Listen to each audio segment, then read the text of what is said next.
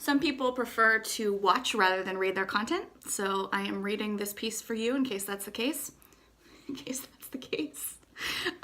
The title is The Death of Chivalry at Century Cinema 16, and it starts. Last month, 2 girlfriends and I went to see a movie at Mountain View's Century Cinema 16. We'd just sat down in the couch-sized chairs, which, by the way, fully recline, and we were chatting about how luscious they were. Now, I share this information to give you a sense for the story's scene and also to implicate that sitting in these spa-like muffins, we were primed to do nothing but enjoy the movie. Bradley Cooper and a couch on Friday night? What more could you want? The opening promo reels finished, and a transition ad came on, the kind where the theater reminds you that popcorn and corn dog 2-for-1s are literally just outside, so don't forget, and then signals to you it's time to turn off your phone. The content moviegoer is about to move into the movie. But I was wrong. The ad. Up comes the shot of a cute teenage girl sitting next to a cuter teenage boy. He's nervous and fidgety, racy and somewhat removed, the kind of exotic that teenage girls are likely to find mysterious. She is self-assured enough to appeal to the adolescent target audience, but pimply enough to remain relatable. For a moment, I was kind of confused. Teenage guy didn't look like he wanted to be next to teenage girl, and teenage girl looked like she was trying really hard to have fun. I was about to chalk things up to a marketing miss when teenage girl started talking. What she said. He was totally avoiding me, teenage girl said, leaning conspiratorially towards the camera, her body language suddenly like that of the most popular girl in school. So I decided to ask him out, and I used whatever card Century Cinema 16 was pushing at that time to get his ticket. Then teenage girl leans back to nestle into teenage boy, and he awkwardly puts his arm around her, body language redolent with reluctance. And teenage girl looks back at the camera again, puts her hand on the popcorn, and continues with a crow. He doesn't even know I got our food and my ticket for free. Subliminal messages. What scares me most about this campaign is not that teenage girl bought something for teenage boy, although I would argue they are on a date, so he should be paying. It's not that the couple would end up in different categories on hotornot.com. What bothers me most is the question that this ad subliminally asks, which is, how can any male, teenage boy or full man, turn down a woman who takes initiative? Girl viewers watching this ad lack the maturity to screen subliminal messages, and women are also susceptible to groupthink, as are men who treat their women. So what's most dangerous is how this ad defines an empowered woman, the ways that she should behave, and the behavior that she should accept. This ad shoulds all over the modern woman that a woman who feels good about herself wants to be. Go after the guys who aren't into you, it says. Make it easy on him, and by implicated extension, everyone else. And don't worry about how that feels for you. And my question to you and to Century Cinema 16 is, are authenticity and connection really mutually exclusive? Devalue someone's natural desire, devalue their identity, and get a discount? Like, come on. Disney has not made a business out of fairy tales because little girls' plot preferences are off, but what I mean there is their desire to be protected and pursued are very natural. Just because we live in a world where women now have jobs and can pay for things doesn't mean chivalry is passé. And by the way, guys miss out when chivalry is dead too. For proof, just check out the ad dude's behavior, who indicates clearly that he's not having fun.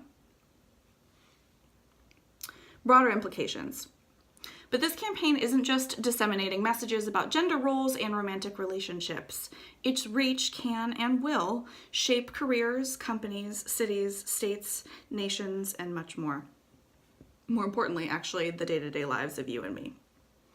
The more that we teach little women to seek relationships where their value isn't seen, the more that we prime them to spend their lives seeking friendships, jobs, family dynamics, situations, hobbies, where they don't create environments to contribute their optimal value. And what kind of societal system and inner world infrastructure do you think that perpetuates? One of self-inequality. That's what, not gender inequality. I could go on, but you get my point. It pisses me off when people don't experience and contribute their best. It means people spend their savings on therapy instead of long-term financial investments.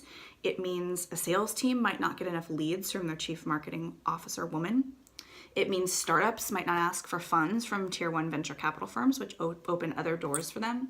And it means that spouses in marriages are both bored by how much ennui they feel. There is a new strain of patriarchy that's evident in behaviors like this, where when women don't, there's a new strain of patriarchy that's evident when women try harder, neglect their feelings, and ignore wanting to be seen and sought. And when women are outside the perimeter of that power and that pleasure, they don't maximally infuse their unique potential into the world.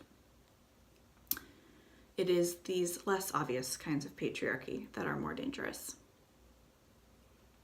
I see way too many women trying harder in situations where there's not a match instead of seeking alternate settings. And here are a few examples.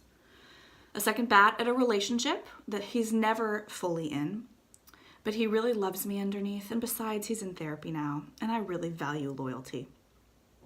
2, a juice cleanse to lose 10 pounds after a second boyfriend cheated.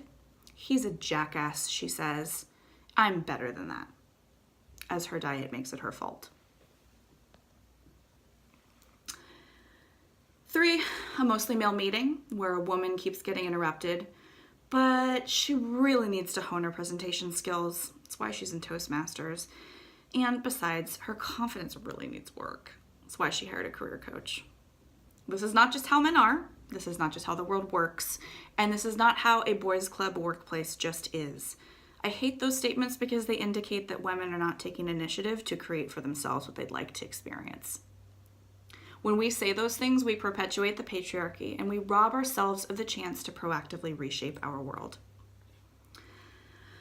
A couple caveats. I am not saying women have more to contribute to the world than men. I celebrate our progress.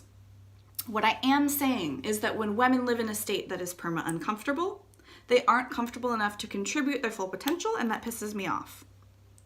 We need to make ourselves comfortable. Let the insecure teenage boy remain aloof, removed, and uncomfortable. His avoidance is his problem. Let the breakup hurt until you extract future positive insight into your feelings and a new selection criteria. Accustom yourself to fully available men. Ask your network and recruiters' help to find a supportive workplace, whether that means reconstructing the workplace you're already in or finding a new one. And in the interim, speak through interruption. It is time to coalesce around a new definition of modern woman and to integrate it into our daily behavior in ways that celebrate our pleasure in our perspective, the power in our laughs, the sensuality in our sensations, and the presence in our personalities. That is on us. I have struggled to know how to wrap this piece up, mostly because it doesn't end with a specific redefinition of what it means to be a modern woman. And then I realized that's actually the point. As a society, we no longer have a limited number of mass accepted definitions about the secretary-teacher jobs open to females, the submissive, supportive personality relationship types, the stay-at-home models. Obviously, those are archaic, but my point is that instead, we're now in an era where we are individually creating categorical models for ourselves, for our lives, which is a process that's by definition slower and much more involved.